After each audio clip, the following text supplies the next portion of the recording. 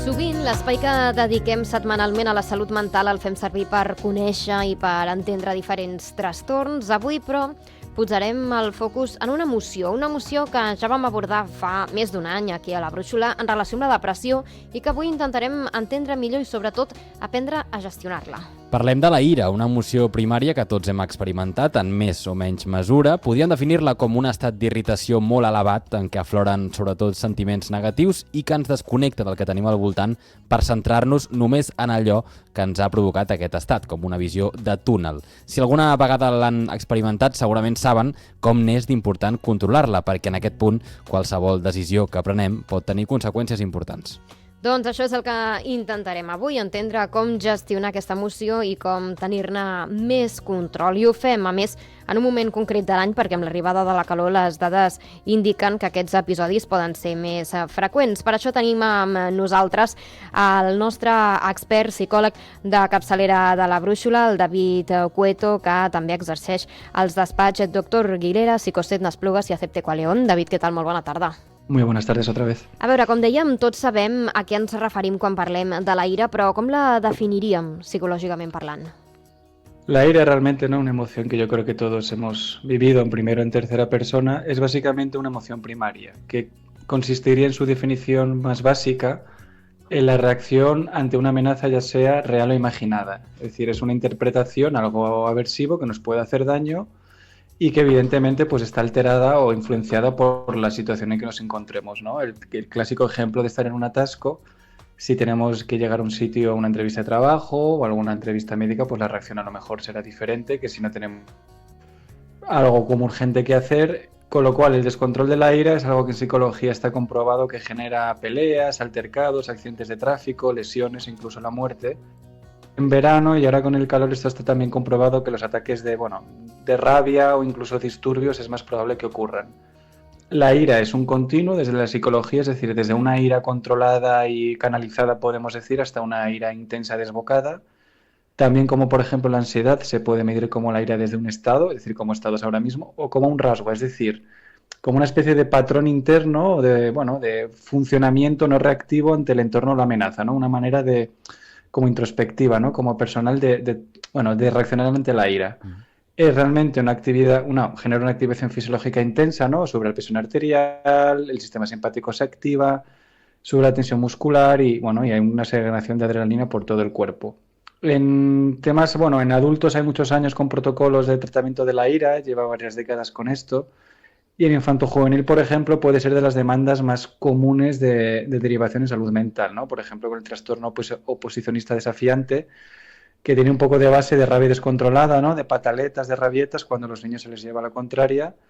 Y parecer que los datos hablan de que los sentimientos de ira o enfado van crecimientos de la población general, y puede ser el tema virtual, aquí hay muchas teorías, pero sí que es verdad que es un constructo que en psicoterapia cada día yo creo que podemos ver de una manifestación a otra al que debemos prestar mucha atención. Ara que dius el tema de la calor, que a mi sorprèn, perquè entenc que passa amb la calor i no amb el fred. És a dir, és una qüestió d'incomoditat per un desequilibri de temperatura, però que ens afecta quan hi ha calor, però en canvi amb el fred no. Com s'explica això? Claro, al final el calor genera una especie de, ¿no? El cuerpo tiene que luchar para refrigerar los órganos vitales. Lo mismo que para dormir, ¿no? El cerebro tiene que bajar una especie de 2 grados para poder alcanzar las fases fisiológicas de sueño y demás, con lo cual el cuerpo tiene que luchar por refrigerar, y esta lucha por refrigerar genera lo que hemos hablado de generar, presión arterial, sudoración, palpitaciones, que claro, son síntomas muy similares a la ansiedad o casi iguales, ¿no? Con gran superposición. Y ahí que hay una falta de interpretación. Es decir, esto es científico. Si la temperatura sube, es más probable que la persona interprete esta subida de la presión arterial como una especie de amenaza, ¿no? Con esa frase ya desde finales del siglo XIX, con la teoría de James Lang, que se resume algo así como de no lloramos porque estamos tristes, sino estamos tristes porque lloramos. Es decir, las emociones son la causa de la respuesta corporal, no su consecuencia. De ahí la idea de que con el calor tenemos mayor activación fisiológica, que es lo que nos lleva, digamos, a tener más ataques de ira o ansiedad que si no es bien gestionado, depende de cada persona. Y de ahí digamos que al final la ira no deja de ser un mecanismo evolutivo, es decir, es un mecanismo natural de supervivencia. El problema es la ira desbocada o descontrolada, los problemas de salud que pueden generar o los peligros a los que uno se puede exponer buscando pelea o buscando, digamos, ponerse en riesgo a sí mismo o a los demás. És curiós això perquè a vegades parlem d'una cosa que està molt d'actualitat, amb aquest o altres exemples de seccions que hem fet, i sempre anem molt a l'inici, no? Com que forma part d'un ventall de reaccions biològiques al perill. Vull dir que no és el primer cop que ens parles d'un estat o una emoció d'aquest tipus. Ja per remarcar i per tancar aquest apartat que sempre posem a l'inici de definició de conceptes, com s'hauria de diferenciar enfadar-se y la ira? ¿On está aquesta línea? Muy interesante, claro, el punto de corte depende tanto del contexto, ¿no? Somos animales, se supone que adaptativos. Un enfado puede ser canalizado para ser más productivos, ser, digamos, más inteligentes, pero hay, por ejemplo, en la ansiedad la curva de famosa Yerkes-Dodson, es decir, que la activación fisiológica tiene un rendimiento óptimo, es decir, no es mala en sí misma, pero se puede descontrolar y ese descontrol hace que, bueno, baje el rendimiento, el pensamiento dicotómico, blanco y negro y digamos, nos convirtamos en seres muy irracionales. Las emociones, claro, normalmente cuando se miden tienen como dos ejes, ¿no? La valencia, que es la interpretación negativa y positiva, y la activación fisiológica que genera. La ira o el enfado tiene como una especie de particularidad porque, claro, hay emociones de valencia negativa, es decir, la depresión o el miedo o la tristeza, son evitativas, pero la ira, que es también de valencia negativa, pero con activación fisiológica negativa, es decir, motiva a llevar a cabo acciones. Con lo cual, sí que la ira suele ser vivida como algo desagradable, poco deseable y aversivo, es decir, como algo que nos queremos quitar de encima, como insisto, como las emociones básicas del miedo, de la tristeza, pero tiene este componente más reactivo, más motivante, más volitivo, en el sentido de que la ira como que empuja, pues es un mecanismo de defensa. Lo típico de los animales o de los humanos cuando uno está acorralado es totalmente impredecible, ¿no? Es una ira desbocada. Luego hay creencias, ¿no? Tener creencias hostiles, misantrópicas o del mundo de manera negativa, esto espolea la ira, ¿no? Pero ya sería como un sentimiento a lo mejor posterior. Con lo cual la ira, como una especie social, es una especie de mecanismo se expresaba una manera de mantener el estatus social, ¿no? De mostrar poder y control, ¿no? En ciertas especies o contextos, aquel individuo que es más agresivo puede ejercer dominancia sobre el resto. Y este es el tema, más atractivo de la ira. Lo que pasa es que demasiada agresividad, demasiada, no digamos, volatilidad, genera reacciones negativas y también reacciones de defensa, con lo cual es un equilibrio, ¿no? Lo que os he comentado, Joan, entre enfado e ira, muy delicado, depende de la persona, del contexto, y hay múltiples variables y múltiples interpretaciones a algo tan... Dos palabras al final, dos conceptos definitorios. Pel que fa a la neurociència, com s'enfoca l'ira com a emoció?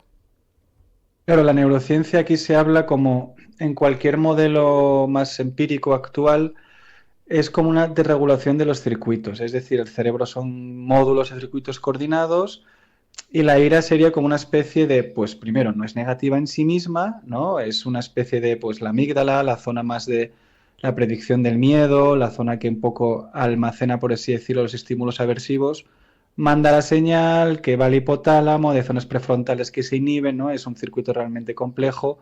Entonces, una ira extrema sería una desregulación de estos, de diversos circuitos neuronales, que son más que de los que he mencionado, con multitud de factores mediadores, es decir, los neurotransmisores, hormonas tipo serotonina, testosterona, el cortisol o la dopamina, todo ello es un mejunje, por así decirlo, que hace que una ira desregulada puede generar problemas de salud a largo plazo, ¿no? Por ejemplo, está muy comprobado con el tema del cortisol, sus efectos perniciosos y negativos en la salud si este dura, ¿no? Es decir, las emociones, como hemos visto, están hechas de alguna manera para que se vayan, ¿no? Para que aparezcan, perdón, y que se vayan.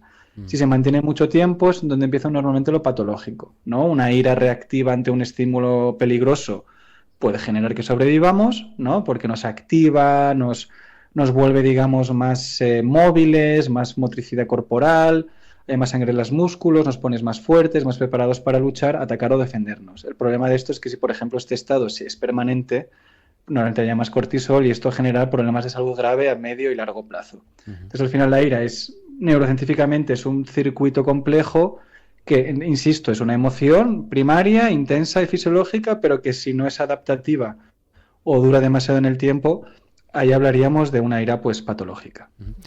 Abans deies, la ira motiva l'acció, no? Ens porta a fer una acció, diguéssim, perquè aquell atac quedi reduït. És curiós perquè amb aquesta definició que fas et volia preguntar si la ira pot conviure amb altres emocions, perquè, per exemple, abans parlaves de la por, la tristesa o fins i tot el dubte. Clar, si convisquessin al mateix nivell la ira i el dubte, per exemple, no arribaríem a aquesta acció. Això és possible o, bàsicament, quan tenim un atac d'ira, opaca tota la resta d'emocions i sentiments que puguem tenir en aquell moment?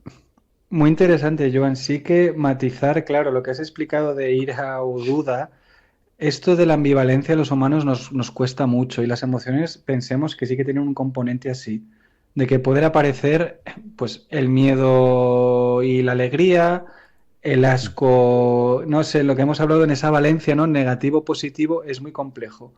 Claro, en el tema atributivo sí que es verdad que la ira o la activación fisiológica directa es como que, con lo que has explicado muy bien, anula o contrarresta las demás. Es decir, sí que a nivel evolutivo, neurocientíficamente, hay neuronalmente un todo nada, ¿no? Es decir, la neurona dispara la respuesta eléctrica, el estímulo, o no la dispara.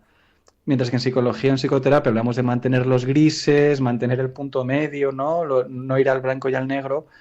Pero fisiológicamente la naturaleza, y con nosotros como individuos, ¿no? Propios de la naturaleza, como una especie animal, tendremos a tener ese mecanismo de todo nada. Entonces sí que la ira son como unos milisegundos, ¿no? La duda, la naturaleza, son milisegundos de supervivencia o no. Con lo cual la ira sería como la emoción más adaptativa de escape. En el sentido de, bueno, el escape y una huida, y pues si el depredador es más grande no nos vamos a enfrentar a él, vamos a huir. Pero la ira es como, ¿no? Un chasquido inmediato de activación fisiológica en milisegundos que hace que todos los demás desaparezca y que luego, digamos, hay una bajada posterior. Pero sí que es verdad que la ira, por ejemplo, tiene este componente, como hemos hablado, de valencia negativa, es decir, suele ser interpretada como algo negativo, pero es volitiva, es decir, motiva la acción.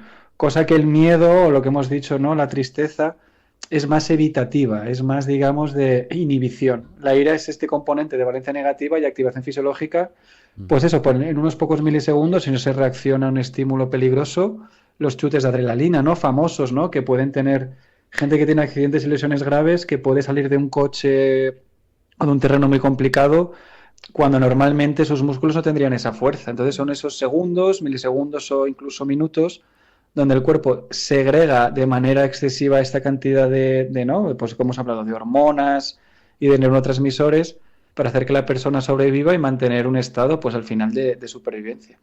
És interessant això que explica el David, perquè a vegades relacionem la ira, un sentiment cap a una persona o cap a una idea, cap a una acció, però també pot ser fruit, no?, de la desesperació i de veure's en un moment de vida o mort on també aparegui aquest sentiment per salvar-nos la vida, ¿no?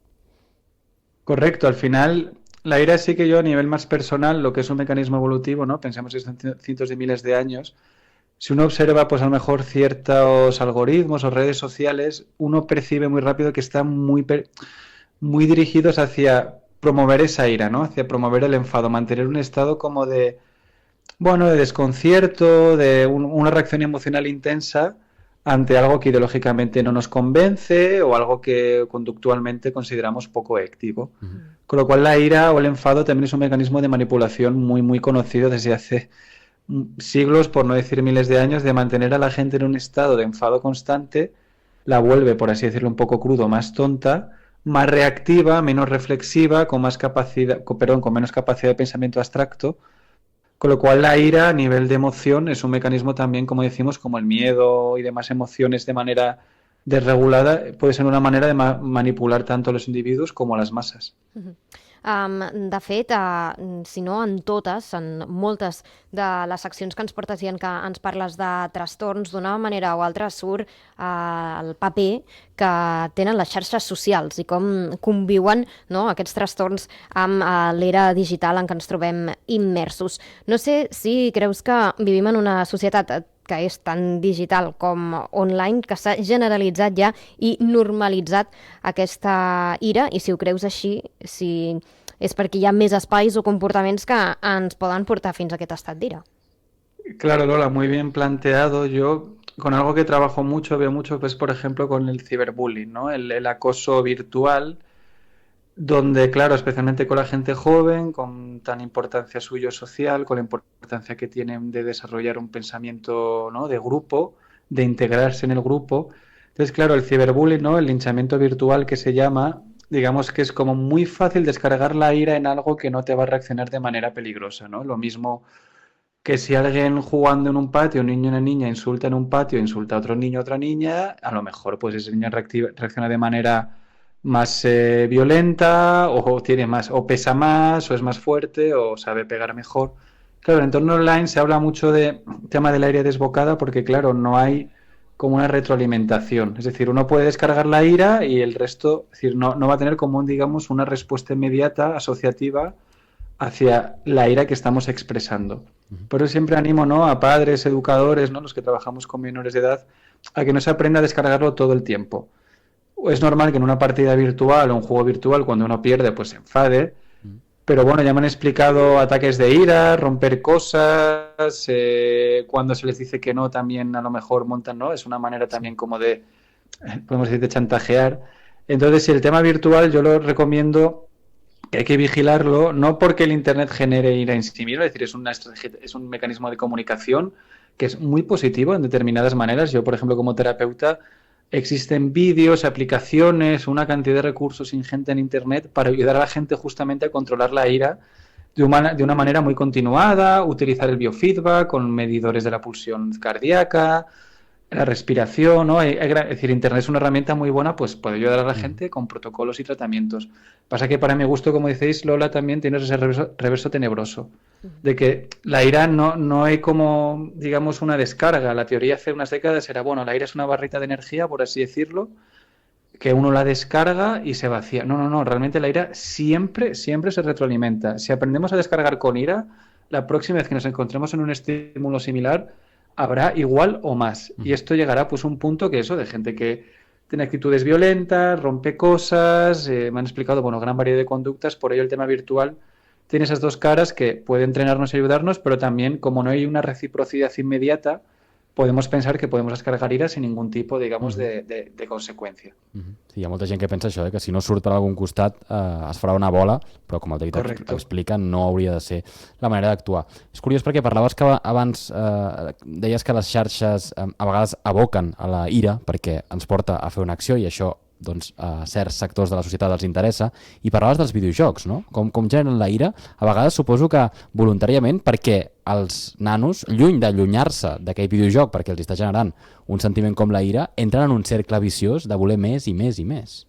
Claro, lo que hemos hablado, el miedo y la tristeza es evitativo, la ira es proactiva. Entonces, claro, a la hora de hacer un engagement o de que la gente juegue a cosas, evidentemente hay multitud de videojuegos, personajes maravillosos y juegos que saben muy bien no utilizar este mecanismo tan, podemos decir, básico burdo, pero hay otros mecanismos, como en todo en el ser humano o en cualquier empresa, que sí que buscan a lo mejor algo más, pues eso, inmediato, más, digamos, más disruptivo. Con lo cual, claro, los humanos simbólicamente nos gusta tener siempre un culpable.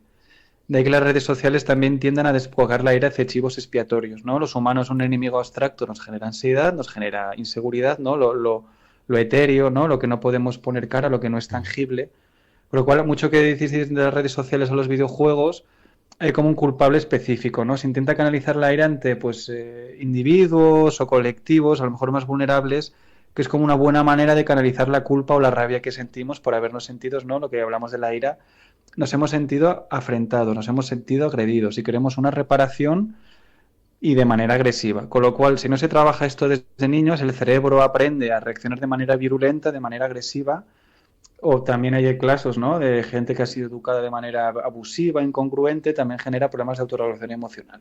Si esto, la ira en sí misma puede espolearnos, puede ayudarnos, puede ser un mecanismo de creación y de riqueza y una conducta, bueno, de alguna manera prosocial, pero esa línea, como os comentado al principio, entre enfado, la ira y el desboque, insisto en el tema manipulativo, ¿no? La gente iracunda es realmente fácil de manipular, o las masas iracundas son realmente fáciles de manipular, de ahí que hay que tener cuidado, ¿no?, de esta especie de trucos o de cebos que se ponen para no mantenernos en un estado como de afrenta y de confrontamiento constante.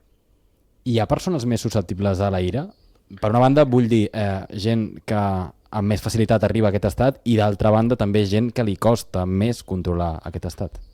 Exacto, por multitud de factores, lo que se llama epigenética, rasgos innatos y, bueno, crianza o entorno en el que crecemos y vivimos. Sí, la ira se trabaja muchas veces como un rasgo. La ira por ya sea fisiología, cuerpos más reactivos, menos reactivos, más sensibles hacia la activación fisiológica o no. Todo el sistema de creencias, lo que hemos hablado de la hostilidad, los pensamientos misántropos, del ser humano es horrible.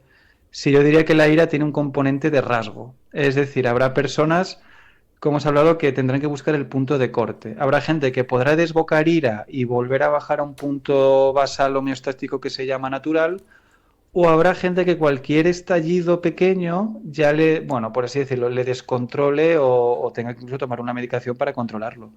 Entonces, esto en psicoterapia siempre se hacen análisis, pues hay test específicos de, se mide la ansiedad, los mecanismos de afrontamiento, porque sí, la ira tiene un componente innato que cada persona yo creo que tiene que hacer cierta introspección y trabajo propio. En el sentido que, insisto, habrá personas que podrán desbocar y luego volver, ¿no? La miostasis al final hace que los humanos seamos cíclicos, las subidas y las bajadas son negativas, pero habrá gente con mayor desregulación homeostática, es decir, que cualquier estallido de ira, cualquier momento de enfado desbocado, por así decirlo, desregule, desestabiliza o genera una, bueno, o la carga homeostática sea desestabilizada y tienen que aprender cómo a contar, ¿no? Aquí hay diferentes maneras, es mejor, hay gente que le funciona mejor distraerse, gente que mejor integrarlo, en la que llegue la hora, evidentemente la respiración, la meditación, pero sí, es un rasgo a ser analizado y como digo, cada persona hay que hacerle como, tendría por así decirlo, como hay protocolos muy generales y muy bien establecidos, pero deberían como, bueno, estudiarse para cada individuo porque cada uno tiene como un punto de